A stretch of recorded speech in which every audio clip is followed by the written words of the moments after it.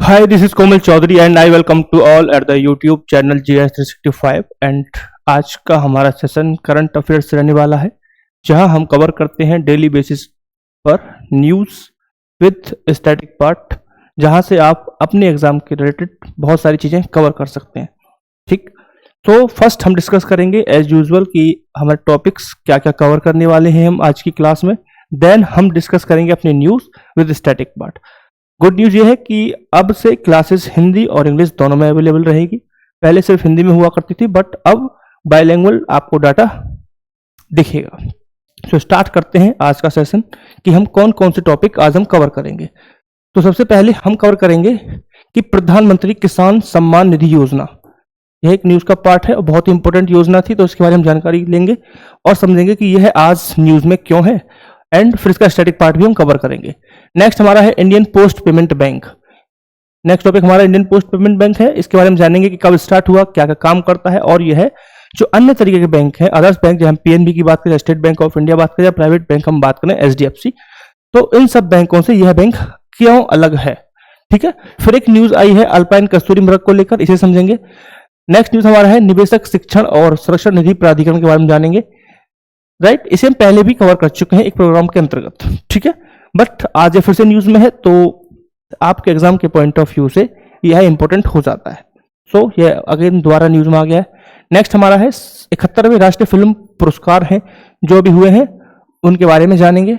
Next हमारा है राष्ट्रीय महत्वपूर्ण खनिज मिशन के अंतर्गत मान्यता प्राप्त उत्कृष्टता केंद्र स्थापित किए गए हैं। 7 उत्कृष्टता केंद्र स्थापित किए गए हैं, centre of excellence. Right, centre of excellence क्या होते हैं, कौन कौन सी संस्थान है जिनको सेंटर ऑफ एक्सीलेंस का टाइटल दिया गया है खनिज मिशन के अंतर्गत, हम सब कुछ बहुत ही डिटेल में करेंगे, बट तब तक आपको सब्र के साथ बैठना होगा और न्यूज के आने का वेट करना पड़ेगा। नेक्स्ट न्यूज हमारा है संयुक्त राष्ट्र भारत वैश्विक क्षमता निर्माण पहल के अंतर्गत एक क्षमता निर्माण पहल स्टार्ट की गई है, उसको हम जानेंगे। तो आज के लिए 5 से 6 टॉपिक हमारे हैं। टॉपिक नंबर ऑफ टॉपिक कम है बट रिलीवेंसी बहुत ज्यादा है इन टॉपिक्स की। राइट, सो स्टार्ट करेंगे फर्स्ट न्यूज के साथ और फर्स्ट न्यूज हमारा है कि प्रधानमंत्री किसान सम्मान निधि योजना के बारे में आप जानेंगे। तो सबसे पहले कि यह कब स्टार्ट हुई, न्यूज में क्यों है। न्यूज में इसलिए है कि 20वीं इंस्टॉलमेंट सरकार के द्वारा दी गई है, 20वीं किस्त जारी की गई है।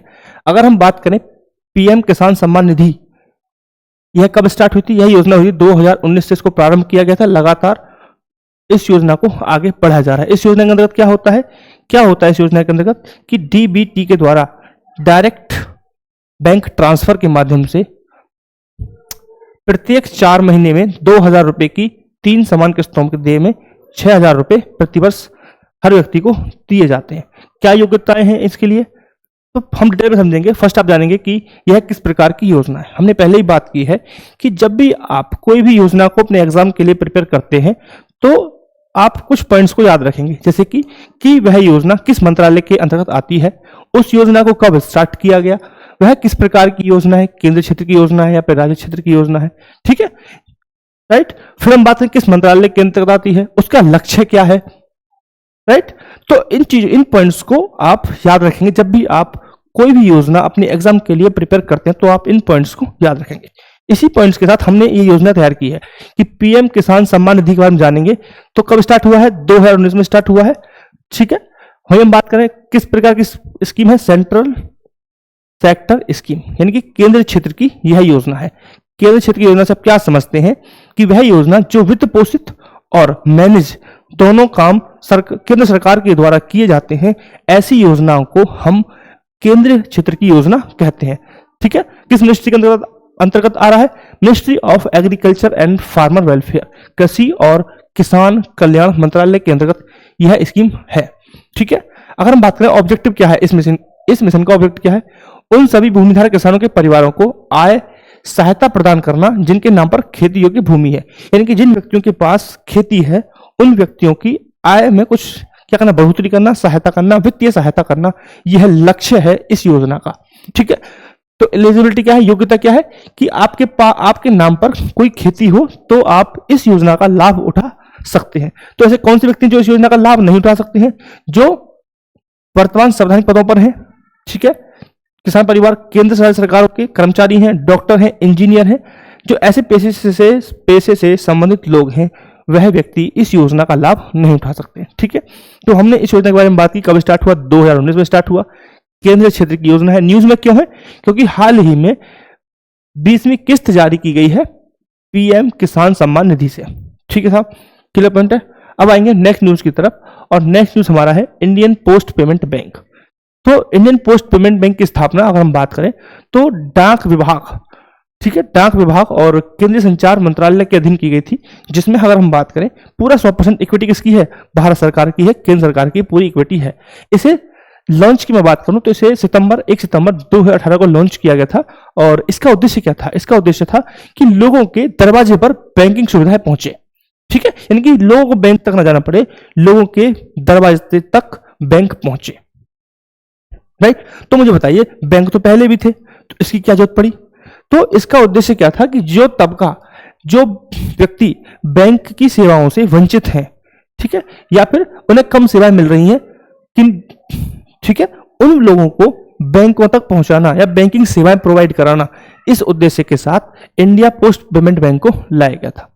ठीक है, यानी कि जो अंतिम छोर का व्यक्ति है, जो अंतिम छोर पर बैठा व्यक्ति है, जो बैंक तक नहीं पहुंच पा रहा है, बैंक उस तक पहुंचे, इस उद्देश्य के साथ इंडिया पोस्ट पेमेंट बैंक को लाया गया। राइट, इसमें क्या किया गया था कि जो डाकघर हैं, उन्हीं को, उनके डाकघर और उनके कर्मचारियों को ही क्या बना दिया? पोस्ट पेमेंट बैंक का सदस्य बना दिया और कर्मचारी बना दिया। ठीक है, तो अभी जो 1,60,000 डाकघर भारत में है, ठीक है, जो ग्रामीण क्षेत्र में अगर बात करूं तो 1,45,000 है, और लगभग 40, जिसमें अगर हम बात करें बहुत सारे कर्मचारी काम करते हैं, उस नेटवर्क का फायदा उठा के क्या करना है? बैंकों को वंचित लोगों के दरवाजे तक पहुंचाना, यह उद्देश्य था। अगर मैं बात करूं हेडक्वार्टर को लेकर हम समझे तो इसका हेडक्वार्टर कहां पे? दिल्ली में। लिखा हुआ है कहीं? नहीं लिखा हुआ है, तो लिख सकते हैं आप। इसका हेडक्वार्टर कहां पे है? इसका हेडक्वार्टर है दिल्ली में। हेडक्वार्टर है दिल्ली में। ठीक है, क्लियर पॉइंट? क्लियर? अगर हम बात करें समझने को लेकर, तो हमने बात की किस उद्देश्य के साथ इसको लाया गया था। ठीक, अब हम बात करेंगे कि यह अन्य बैंकों से किस प्रकार अलग है। तो जब हम बात करते हैं अन्य बैंकों की तुलना में, पहले तो छोटे पैमाने पर काम करता है। ठीक है, छोटे पैमाने सेंस की यह सिर्फ 2 लाख रुपए तक की जमा स्वीकार करता है, यानी कि आप इंडिया पोस्ट पेमेंट बैंक में सिर्फ मैक्सिमम 2 लाख रुपए ही जमा कर सकते हैं।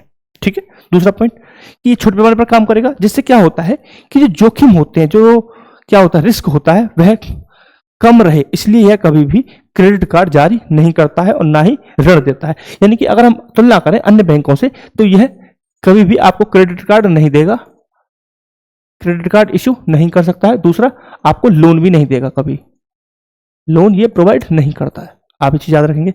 यह दोनों में मुख्यतः तुलनात्मक रूप से हम अध्ययन कर रहे हैं, अदर बैंक्स का और इंडिया पोस्ट पेमेंट बैंक का। राइट, इसके अलावा यह सारे काम करता है, चाहे हम एटीएम कार्ड की बात करें, चाहे नेट बैंकिंग की बात करें, चाहे हम मोबाइल बैंकिंग की बात करें। राइट, तो सारे काम ये करता है। ठीक है, और बाकी सारे काम करता है, बस क्रेडिट नहीं देगा और लोन नहीं देगा। मैक्सिमम आप 2 लाख रुपए यहाँ पर जमा कर सकते हैं। ठीक, खाते खोलने के लिए आप आधार कार्ड का उपयोग करते हैं और क्यूआर कोड और बायोमेट्रिक्स का उपयोग करके अन्य चीजें की जा सकती हैं। ठीक है, क्लियर पॉइंट है यहाँ तक? तो आपको डिफरेंस पता चला कि अदर्स बैंक और इंडिया पोस्ट पेमेंट बैंक में क्या डिफरेंस है। राइट, अब हम बात करेंगे कि पोस्ट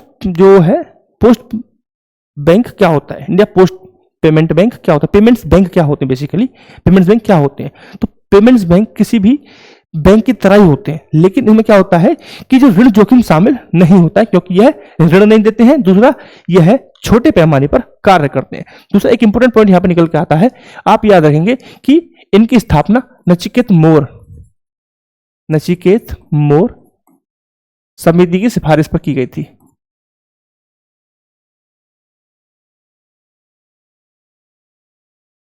ठीक है, आप ये पॉइंट भी याद रखेंगे। नचिकेत मोर समिति की सिफारिश के आधार पर इनको स्थापित किया गया था। ठीक है, और यह कंपनी अधिनियम 2013 के तहत इनको पंजीकृत किया जाता है।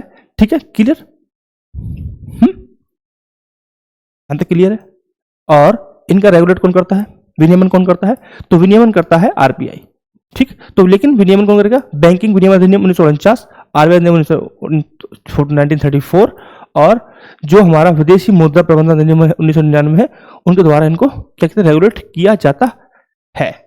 ठीक है साहब, यहां तक क्लियर पॉइंट है? तो आपको पता चल गया बेसिक डिफरेंस क्या हो गया। एक और डिफरेंस आप याद रख सकते हैं, जो हमारे अदर्स बैंकिंग होते हैं वहां वो एनआरआई खाते क्या कर सकते हैं? एनआरआई जो नॉन रेजिडेंस इंडियंस होते हैं वह वहां से कुछ पैसा सबमिट कर सकते हैं अकाउंट्स में, but India post payment bank में यह सबमिट नहीं करते। तो बाबूजी हम क्या समझ सकते हैं कि एनआरआई का जो अमाउंट होता है एनआरआई क्रेडिट नहीं कर सकते, क्रेडिट नहीं कर सकते, यानी कि एनआरआई का जो पैसा है वह यहाँ पर जमा नहीं कर सकते हैं। ठीक है साहब, क्लियर पॉइंट है? चलो समझ में आ गया। यहाँ पे सब लिखा हुआ है कि इंडियन पोस्ट पेमेंट बैंक, ये सब लिखा हुआ है। अब आएंगे हम नेक्स्ट, हमारा है कस्तूरी मृग, अल्पाइन मस्क डियर। केंद्रीय चिड़ियाघर प्राधिकरण की रिपोर्ट में पाया गया कि संरक्षण प्रजनन के लिए अल्पाइन कस्तूरी मृग की पहचान करने में गड़बड़ी हुई है, क्योंकि इसे हिमालय समक्ष के लिए गलत समझा गया था। इस कारण क्या हुआ? यह चर्चा का विषय बन गया है अल्पाइन मृग। ठीक है, यानी कि न्यूज का कारण क्या था? किसको गलत समझ लिया गया था, इस कारण यह न्यूज में है। बेसिकली अल्पाइन मृग होता क्या है ये समझिए कि समुद्र तल से 3000 से 4.5 मीटर ऊपर अल्पाइन घास के मैदानों, झाड़ीदार भूमि, सन्टी, नीले देवदार और देवदार के जंगलों में समशीतोष्ण जलवायु में पाया जाता है। ठीक है, यानी कि अल्पाइन घास में ये पाया जाता है। ठीक है, किस जलवायु में पाया जाता है? समशीतोष्ण जलवायु में पाया जाता है। कहाँ कहाँ मिल सकता है यह केंद्रीय अल्पाइन कस्तूरी मृग? कहाँ कहाँ पर हम देख सकते हैं? तो भारत, नेपाल, भूटान और चीन की मूल प्रजातियां हैं। ठीक है, यहाँ पे समझ सकते हैं टेम्परेट क्लाइमेट में पाया जाता है और India, Nepal, Bhutan and China में यह मूलतः हमें देखने को मिलता है प्राइमरीली। ठीक है साहब, क्लियर? और थोड़ा जानेंगे मुख्य विशेषता क्या है।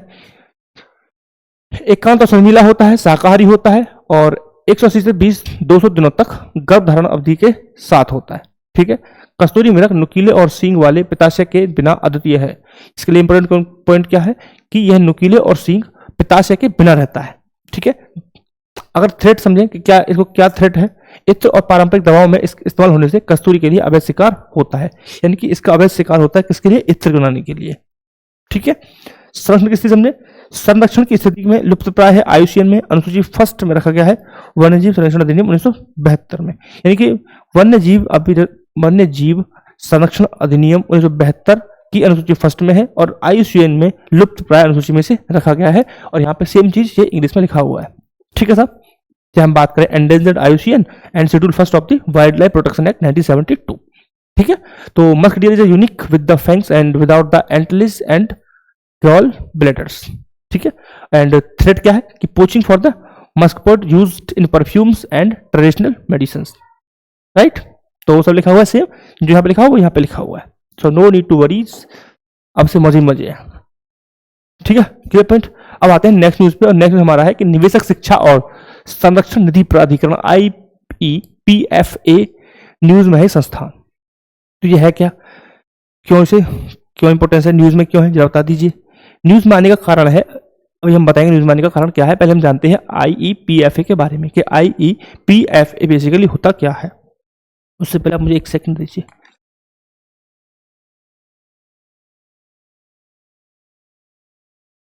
चलो ठीक है, तो हम पहले IEPFA के बारे में जानेंगे कि होता क्या है। तो भारत सरकार के कॉर्पोरेट मामले के अंतर्गत यह काम करने वाली एक संस्था है। किस मंत्रालय के अंतर्गत आएगा? कॉर्पोरेट मंत्रालय के अंतर्गत यह आता है। ठीक है, यहाँ पे लिखा हुआ होगा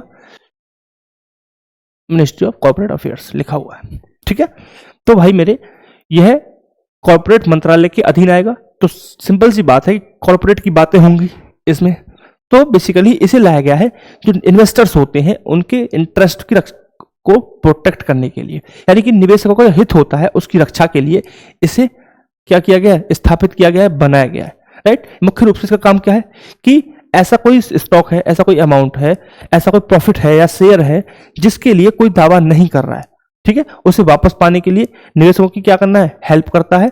दूसरा, निवेशकों को फाइनेंशियल एडवाइजर करता है, यानी कि उन्हें जागरूक भी करता है, एजुकेट करता है। यानी कि मेन काम क्या है इसका, मेन काम यह है कि ऐसा कोई स्टॉक, इन्वेस्ट अमाउंट जिस पर कोई दावा नहीं कर रहा है, ठीक है, उस राशि को वापस लाने के लिए क्या प्रोसेस है वो ये बताएगा। दूसरा, जो भी इन्वेस्टर्स हैं उनको फाइनेंशियल एजुकेट कौन करता है? IEPFA उनको एजुकेट करता है। ठीक है, अब एजुकेशन क्या है? निवेशक शिक्षा और जागरूकता, जो हमने बात की कि इन्वेस्टर्स को ये एजुकेट करता है। तो भाई मेरे, यह बताता है कि इन्वेस्टर्स को क्या सिखाएगा कि आपके अधिकार क्या है ना, आपके राइट्स क्या है, आपकी रिस्पॉन्सिबिलिटीज क्या है, ऐसी चीज तो बताएगा। तभी तो मतलब आप किसी को जागरूक करना है, किसी चीज के बारे में आपको बताना है, तो आप क्या करेंगे? भाई आपकी ये अधिकार है, आपकी ये जिम्मेदारी है। ठीक है, दो चीज होती है ना कि अधिकार क्या है और जिम्मेदारी क्या है, राइट? कि आपके साथ गलत होगा तो आप ये कर सकते हैं, और आप गलत करेंगे तो आपके साथ ये होगा, है ना?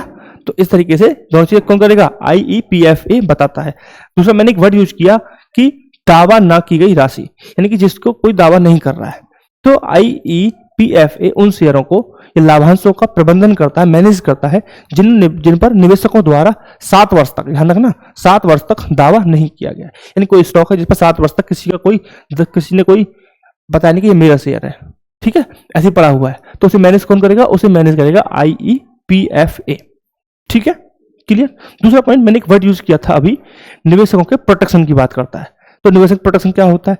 देखो, तो IEPFA निवेशकों को जो भी मार्केट में क्या होता है, स्कैम हो रहा है ना, या फिर कैसे कहें कि अनएथिकल कोई काम हो रहा है, इन सब चीजों से बचाने के लिए IEPFA काम करता है। ठीक है, अब बात करते हैं न्यूज में क्यों है। न्यूज में इसलिए है कि हाल ही में एक सक्षम निवेशक नाम से अभियान चलाया गया 100 दिन के लिए, जिस कारण यह न्यूज में है। ठीक है, क्लियर पॉइंट है। और इसका उद्देश्य क्या है कि जो भी निवेशक हैं उनके लाभांश है उन शेयरों को पुनः प्राप्त करने में मदद करने के उद्देश्य से सक्षम निवेशक नाम का एक अभियान चलाया गया है 100 दिनों के लिए, जिस कारण यह संस्था IEPFA न्यूज में है। ठीक है, तो यहाँ पर सब लिखा हुआ है, so no need to worry, मैं आप सबको बता दिया है। ठीक है साहब, क्लियर पॉइंट है। अब आएंगे नेक्स्ट न्यूज की तरफ, और नेक्स्ट न्यूज हमारा है 71वें राष्ट्रीय फिल्म पुरस्कार के बारे में थोड़ा जानेंगे कि फिल्म पुरस्कार, 71वें फिल्म पुरस्कार से संबंधित क्या है। ठीक है साहब, तो भाई मेरे आ जाते हैं। तो वर्ष 2023 के 71वें राष्ट्रीय फिल्म पुरस्कार विभिन्न श्रेणियों में घोषित किए गए थे। स्थापित कब हुआ है? ये 1954 में स्थापित हुआ है। ठीक है, to highlight film that the contribute significantly to the Indian cinema and culture, यानी कि उन फिल्मों को उजागर करने के लिए जो भारतीय सिनेमा और संस्कृति में महत्वपूर्ण योगदान देते हैं, इसे स्थापित किया गया था। किसके द्वारा प्रस्तुत किया जाता है? तो भारत के प्रेसिडेंट के द्वारा, राष्ट्रपति के द्वारा किया जाता है। बेसिकली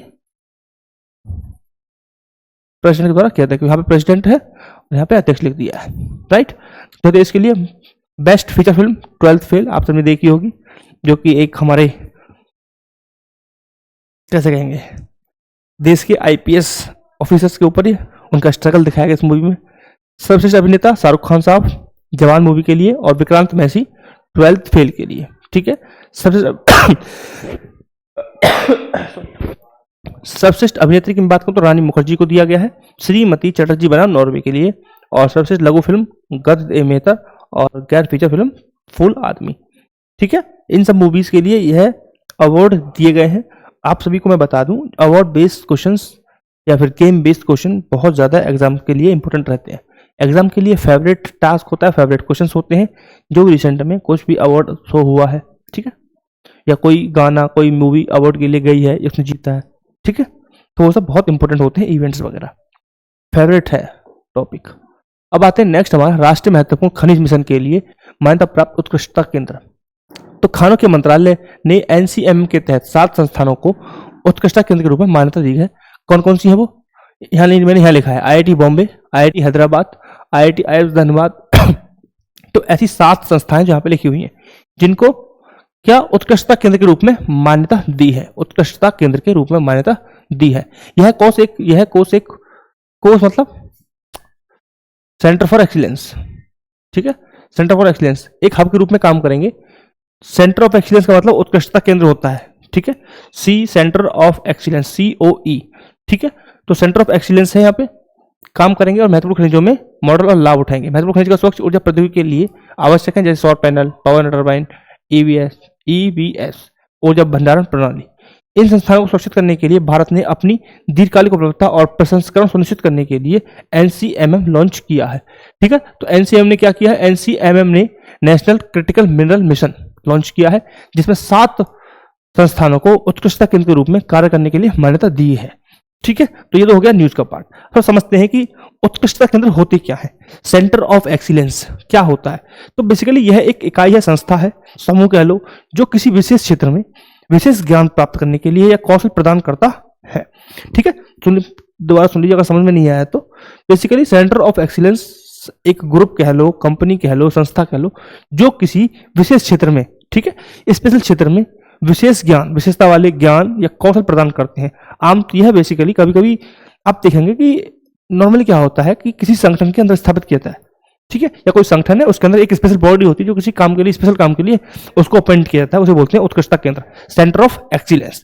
ठीक है, तो हिंदी में थोड़ा सा आपको नया नया वर्ड लग रहा होगा उत्कृष्टता केंद्र, बट सेंटर ऑफ एक्सीलेंस से आप कनेक्ट कर सकते हैं कि किसी विशेष क्षेत्र के लिए विशेष ज्ञान या कौशल प्रदान करने के लिए एक संस्था के रूप में इसको स्थापित किया जाता है। नॉर्मली देखा जाता है कि यह किसी बड़ी संगठन के अंतर्गत इसको एक शाखा के रूप में स्थापित किया जाता है। ठीक है, ताकि यह उस क्षेत्र में बेस्ट पर जो बेस्ट रिजल्ट है उसको बढ़ावा दे, उस संबंध में कोई ज्ञान साझा करे या फिर और व्यक्तियों को प्रशिक्षण करे। यानी कि किसी भी संस्था के लिए अपने आप को बेस्ट प्रूव करने के लिए एक स्पेशल शाखा बनाई जाए, एक ब्रांच, एक ऑफिस, एक विंग बनाया जाए, जिसे बोलते हैं, क्या बोल रहे हैं, सेंटर ऑफ एक्सीलेंस। ठीक है, समझ गए आप।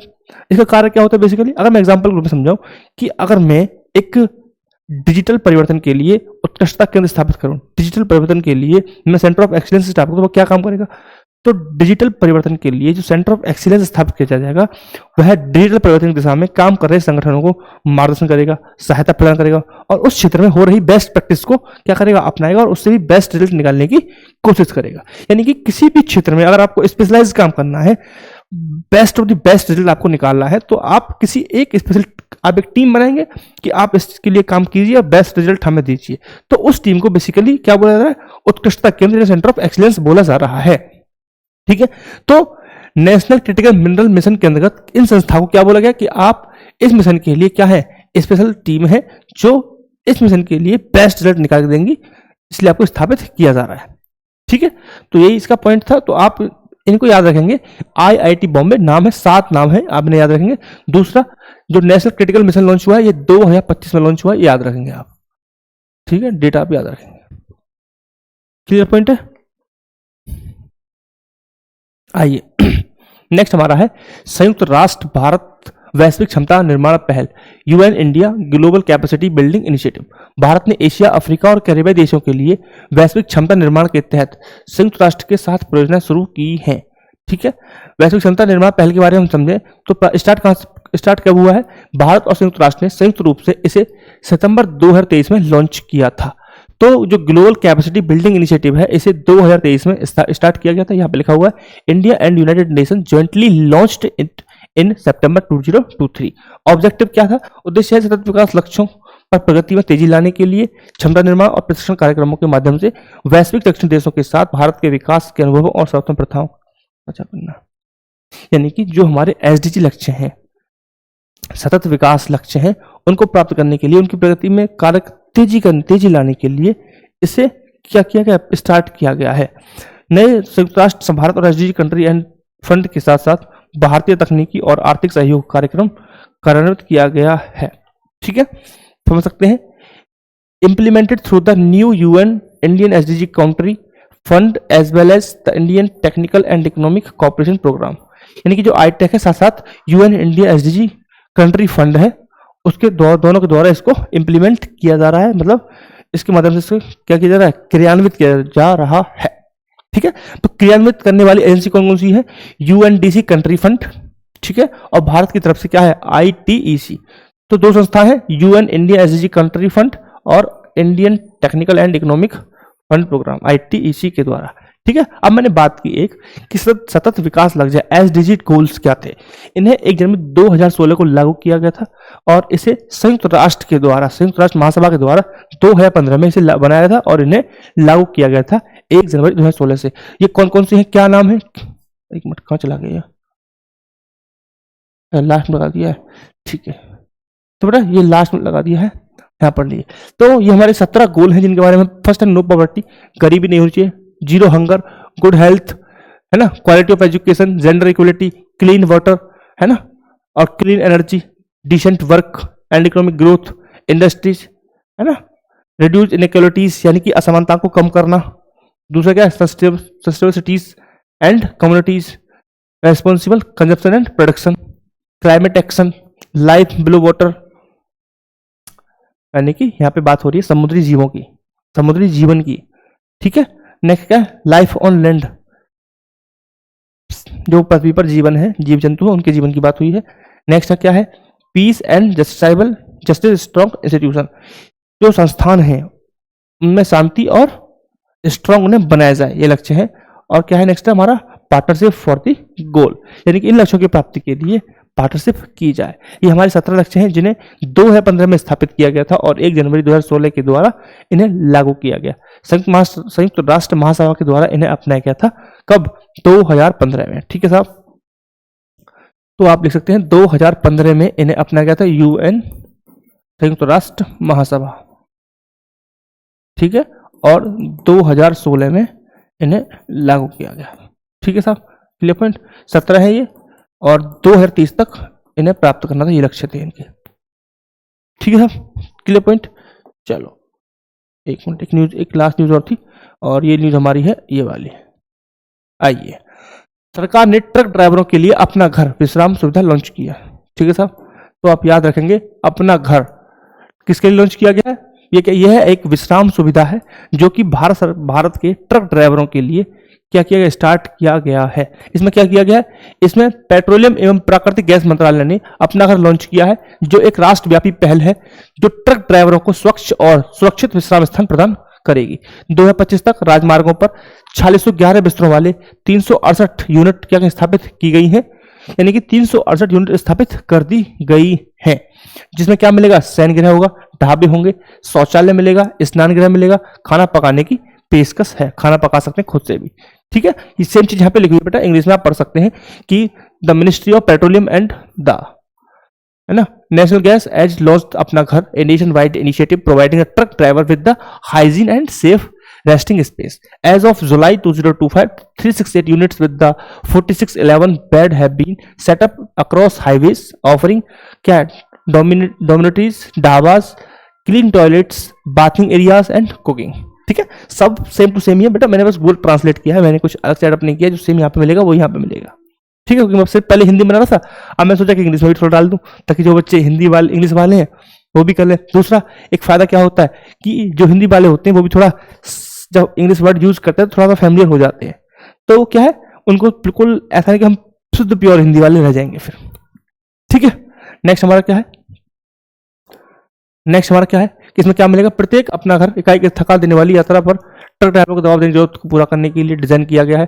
प्रमुख सुविधाएं क्या है, इसमें क्या मिलेगा बेटा, क्या क्या इसमें व्यवस्थाएं होंगी, सुरक्षित एवं आरामदायक नींद के लिए छात्रावास, अकोमोडेशन मिलेगा आपको सेफ एंड रेस्टफुल, किफायती भोजन परोसने वाले रेस्टोरेंट मिलेंगे, यानी कि अफोर्डेबल खाना मिलेगा, ऐसा नहीं है कि बहुत महंगा खाना मिलेगा आपको, अफोर्डेबल मिलेगा, स्वच्छ शौचालय होगा और स्नान क्षेत्र होगा, यानी कि टॉयलेट जो होंगे वो क्लीन होंगे, एंड डेडिकेटेड बाथरूम एरियाज होंगे, यानी कि बाथरूम अलग होगा और टॉयलेट्स अलग होगा, ठीक है। उन लोगों के लिए स्वयं खाना पकाने की जगह भी जो घरेलू भोजन पसंद करते हैं, यानी कि सेल्फ कुकिंग का ऑप्शन भी यहाँ पे रहेगा। जो व्यक्ति खुद से खाना बनाना चाहते हैं, उन्हें रेस्टोरेंट खाना पसंद नहीं है, वह खुद से बनाना चाहते हैं, तो उनके लिए यह ऑप्शन मिलेगा, self cooking space for those who prefer home style food. जो खुद से खाना बनाना चाहते हैं वो खुद से भी बना सकते हैं, उनको ये वहाँ पे ऑप्शन रहेगा। स्वास्थ्य एवं स्वच्छता बनाए रखने के लिए शुद्ध पेयजल की भी व्यवस्था की गई है, ठीक है। तो ये बहुत ही एक गुड इनिशिएटिव है, क्योंकि आप सभी को पता है कि जो हमारे ट्रक ड्राइवर होते हैं वो लंबे लंबे रूट करते हैं, रास्ते में प्रॉपर रेस्ट नहीं मिलता है, जो उनकी प्रोडक्टिविटी को कम कर देता है, ताकि दूसरा हेल्थ भी खराब होती है, तीसरा जो एक ड्यूरेशन है टाइम ज़्यादा लगता है, क्योंकि प्रॉपर नींद नहीं आएगी तो थकावट महसूस करेंगे और प्रॉपर तरीके से वो काम नहीं कर पाएंगे। थर्ड, एक जो दुर्घटना है उनकी संभावना कम हो जाएंगी, क्योंकि जब ड्राइवर थकेगा नहीं, ठीक है, प्रॉपर रेस्ट लेगा, फ्रेश होकर एकदम नहा धो के बैठेगा, तो क्या होगा, वो इजीली और सही तरीके से ड्राइव करेगा। और थका हुआ ड्राइवर उठेगा नींद में, जिसने प्रॉपर नींद पूरी नहीं की है, उठ के चल देगा ऐसे ही, तो क्या है, दुर्घटना होने की संभावना ज्यादा है।